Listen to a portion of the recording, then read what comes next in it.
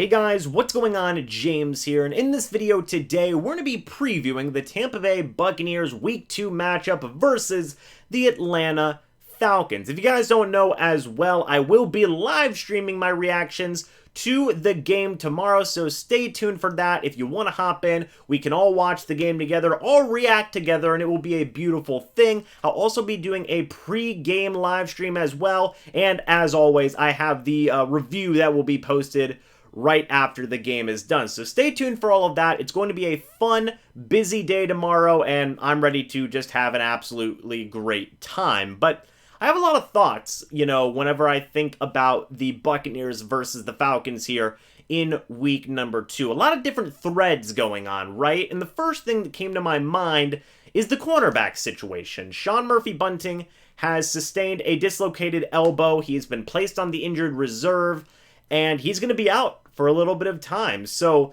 the two guys who have been tasked to fill that hole, fill in the role that Sean Murphy-Bunting had, is Jamel Dean and Ross Cockrell. And they played a good amount in week number 1 because it was an early injury that had been sustained by Sean Murphy-Bunting. And both Dean and Cockrell, to be completely honest, were targeted a very healthy amount in week number 1. I think that both guys struggled. I think Dean struggled more than Cockrell, in my opinion.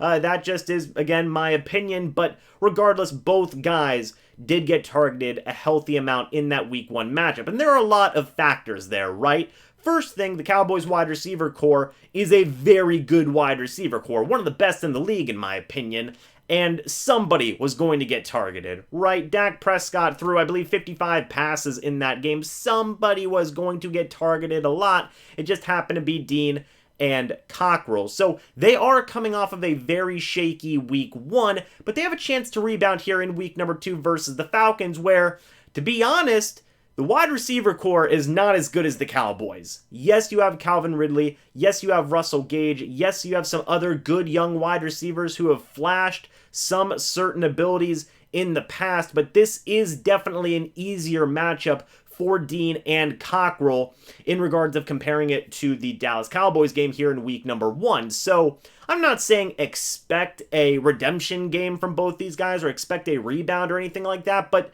the pieces are there. The components are there for that rebound, for that redemption, if you will, to happen. So definitely stay tuned for that. And a big thing that I'm going to be paying attention to, I just mentioned his name, is Calvin Ridley. He is he is the best offensive weapon that the Falcons have. He's probably going to be matched up against Carlton Davis for a good amount of this game, but the kicker here is that Carlton Davis is dealing with some hamstring issues. He was limited throughout a couple of practices throughout this week. He was actually put pretty late on the injury report as, limited in practice and whatnot, so he is hampered with an injury. What does that mean the Tampa Bay Buccaneers are going to do? Because it's not easy to match up with Calvin Ridley for an entire game, especially if you're dealing with some hamstring issues. Does this mean that they're going to put Jamel Dean on Calvin Ridley for some stretches of the game to give Carlton Davis a break? I'm not sure, but that is going to be worth paying attention to. How much is Carlton Davis's hamstring issue going to limit him against Calvin Ridley, and how is the Buccaneers coaching staff going to answer? Are they going to put Dean in there? Dean is a very fast cornerback, but he did struggle in coverage in week number 1. So let's just see what happens regarding that entire situation.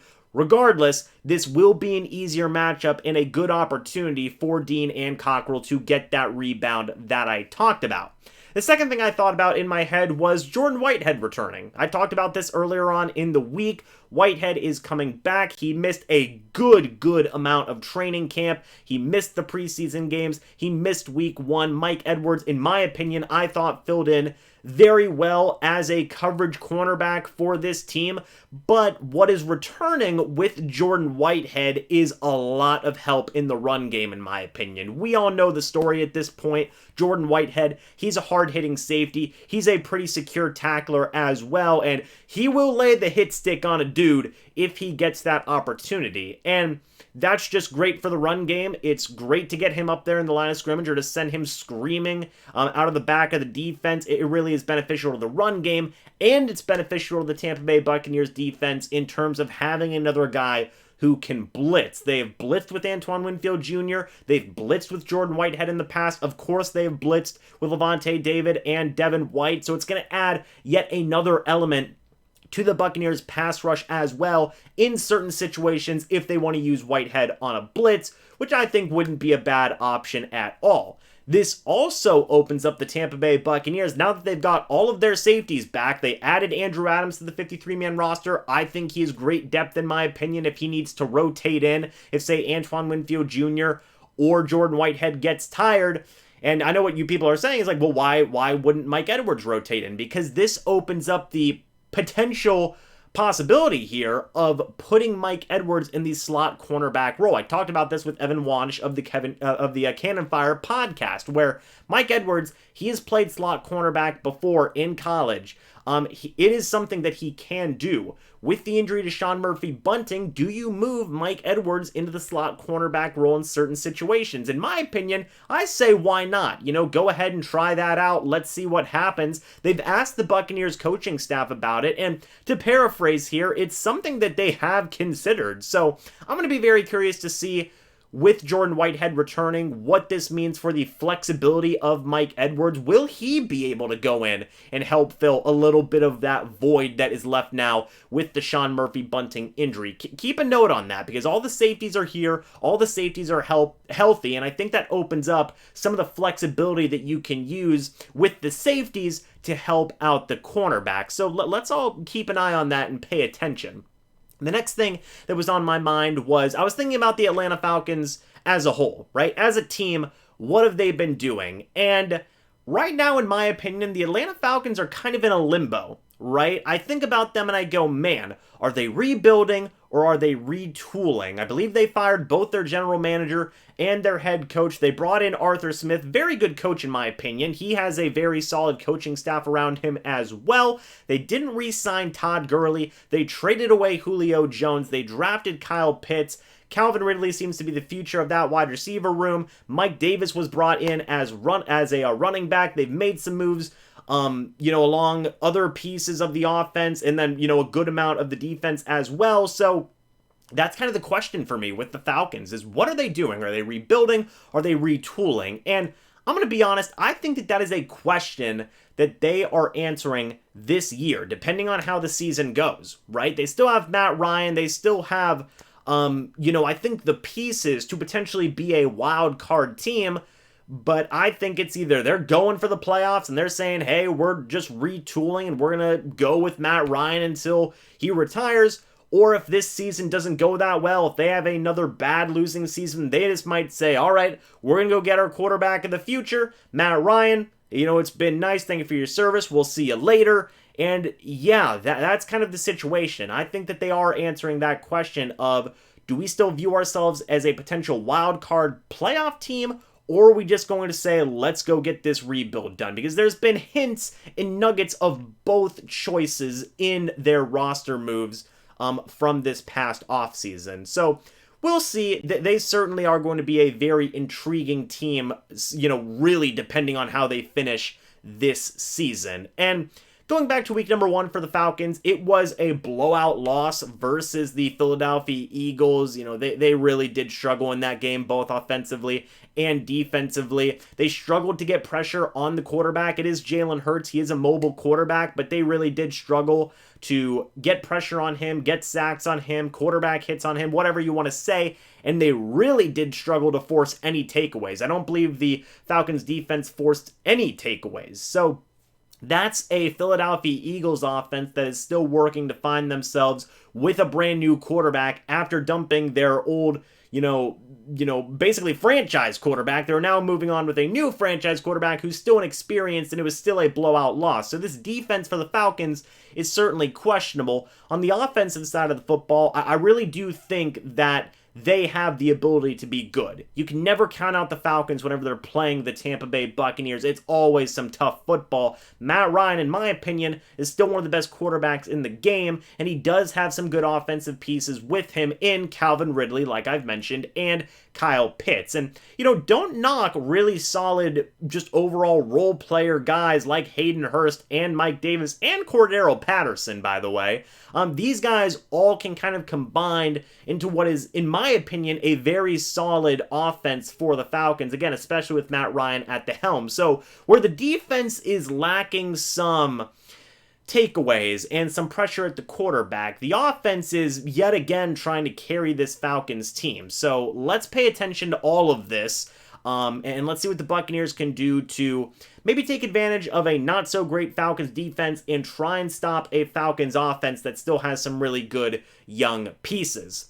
The next thing I thought about was, can the Buccaneers stay out of their own way? We've talked about it a lot. Penalties were bad in week number 1. They had 11 penalties for 106 yards. It's unacceptable. It makes a game so stinking difficult to win. We have talked about this for years, by the way. Another thing that we've talked about is turnovers. Turnovers aren't great as well.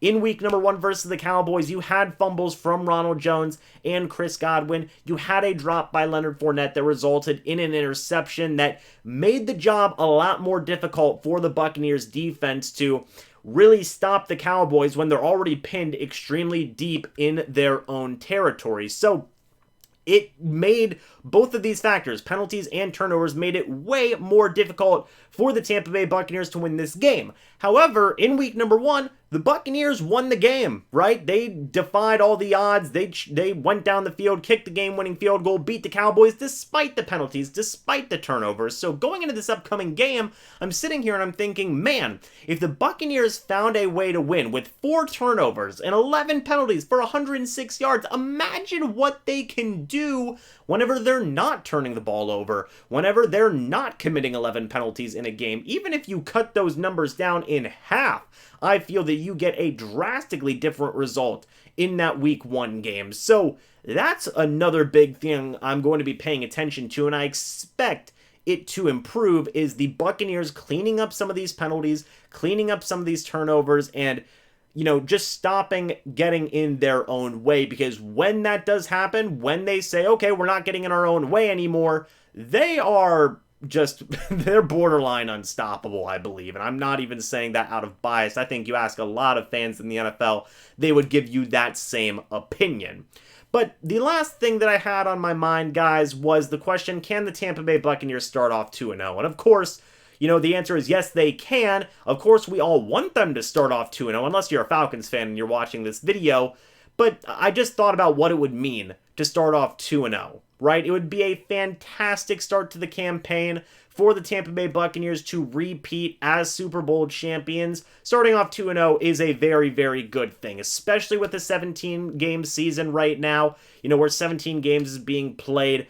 Personally, I feel like starting off 2-0 is even more important to sustainability throughout the season, long-term success, playoff chances, being the best team in the NFC. All those things I feel get a little bit better if you're going to start off with 2 wins under your belt right off the bat. Not 1-1, not 0-2, just 2-0. You're in a really, really good spot. Start off right away when the season is here. And I know what you guys are going to say in the comments is like, well, duh, James, of course it would be good to start off 2-0. It'd be great to be 17-0. I understand, but whenever you look at the reality of the situation, the Buccaneers, they're probably not going to go 17-0. They're probably going to lose some games here and there. And if they do start off 2-0, it's nice to have kind of that 2-win buffer, right? In terms of, hey, potentially winning the division, right? That'd be nice to have that 2-win buffer just to start off the year. I'm not saying that they would play relaxed in games later because, hey, we won 2 games, so this is great. We can just take it easy for a game. No, not that at all, but it's just helpful. You know what I'm saying? I think you guys get what I'm saying. So that's kind of all my thoughts, guys, going into this week 2 game versus the Atlanta Falcons. I do have a score prediction. I think the Tampa Bay Buccaneers will win this game 34-21. 13-point win here for the Tampa Bay Buccaneers. I know what you guys may be saying is like, whoa, James, 13 points. Aren't you being a little too optimistic? I am assuming that the Tampa Bay Buccaneers are going to work very hard to clean up the penalties, clean up the turnovers. If they can do that, if Jamel Dean and Ross Cockrell can rebound after a struggle in week number 1, that's going to be huge for the defense. Having Jordan Whitehead back will help out with some of the versatility that they can do with Mike Edwards, blitzing, all these things. And again, the Falcons are just kind of in limbo right now. Their defense struggled mightily in week number 1, in my opinion, and the Buccaneers offense, I feel, has a really easy matchup. Not a really easy matchup. They have a better matchup than what they had in week number 1, or maybe a similar matchup, as it were. And the Buccaneers defense, I feel, is having a little bit of an easier matchup when compared to the Cowboys as well. So again, 34-21, that is my official score prediction here. The Buccaneers win, and they start off 2-0. But what do you guys think about all of these thoughts that I had? Let me know your thoughts and opinions about this game down in the comment section below. I would love to hear it. Subscribe if you're new, like the video if you do enjoy these types of videos, and I thank you guys so much for watching. Hope you all enjoyed, and I will see you all in the next video or the next live stream. But until then, and as always, guys, goodbye for now, and go Bucs.